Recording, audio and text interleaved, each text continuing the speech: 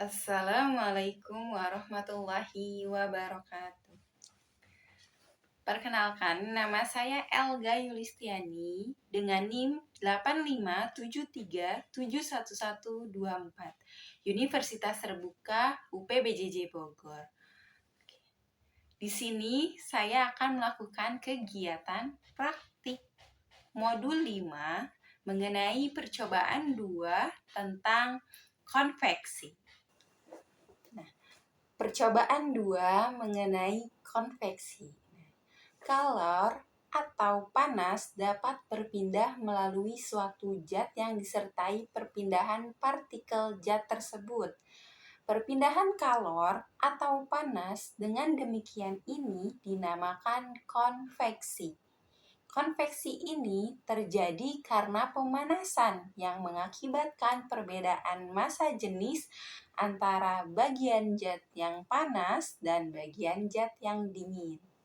Tujuan percobaan ini ada 2. Yang pertama adalah menguji bahwa udara dapat mengalirkan panas. Yang kedua, menguji peristiwa aliran panas dalam zat cair. Selanjutnya adalah kita siapkan alat dan bahannya. Yang pertama, kita membutuhkan kotak konveksi. Ini sudah saya buat dari dus, karton, dan plastik. Di sini ada kotak konveksi dan di atasnya ada 2 cerobong. Yang pertama cerobong 1 dan yang kedua adalah cerobong 2. Selanjutnya kita siapkan korek api, lalu lilin, dan yang terakhir ada kertas yang akan menjadi media yang akan kita bakar. Kita simak praktek kita kali ini.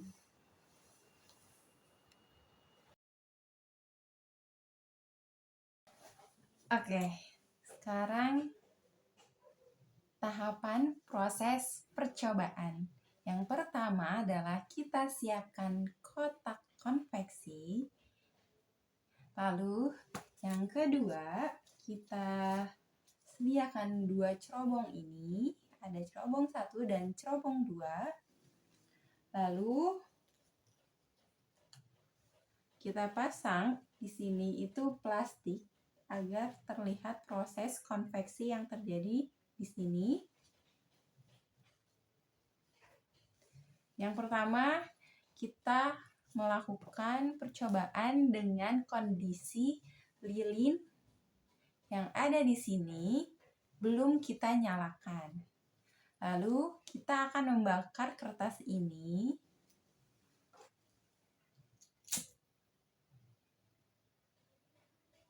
Sampai apinya mati, lalu kita masukkan ke cerobong 1.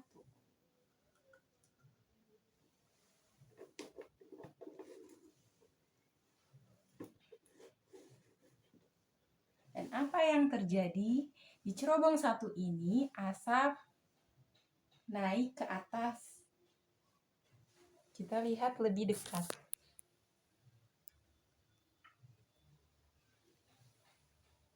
Ini di asapnya.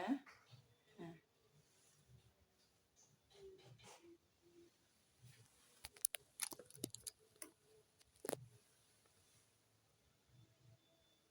Ini dia ada asap yang keluar ke atas.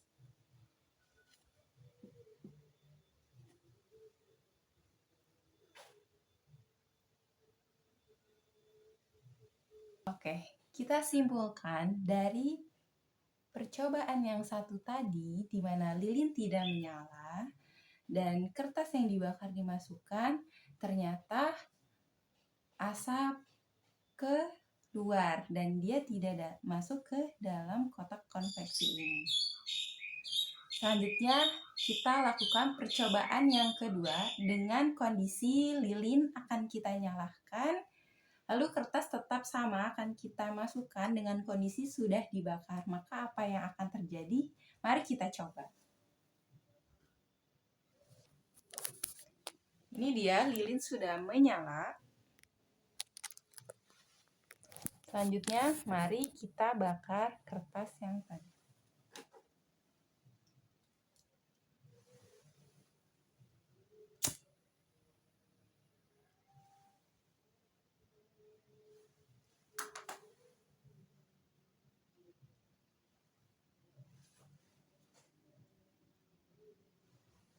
Ini dia sudah ada asapnya, mari kita masukkan ke cerobong 1.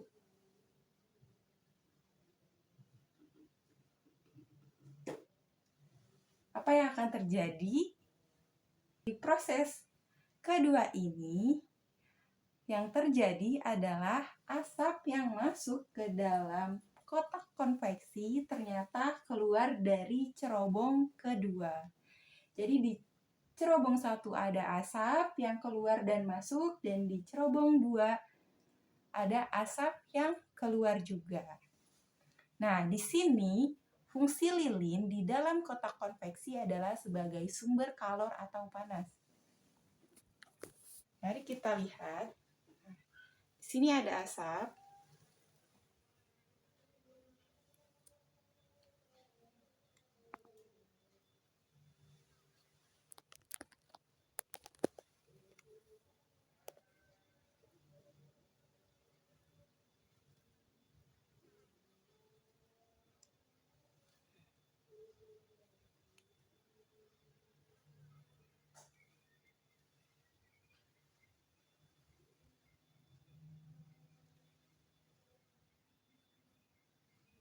Di sini, fungsi lilin dalam kotak konveksi adalah sebagai sumber kalor atau panas yang berguna untuk meningkatkan suhu udara sehingga udara menjadi bertekanan tinggi yang mampu mendorong keluar udara yang bertekanan rendah.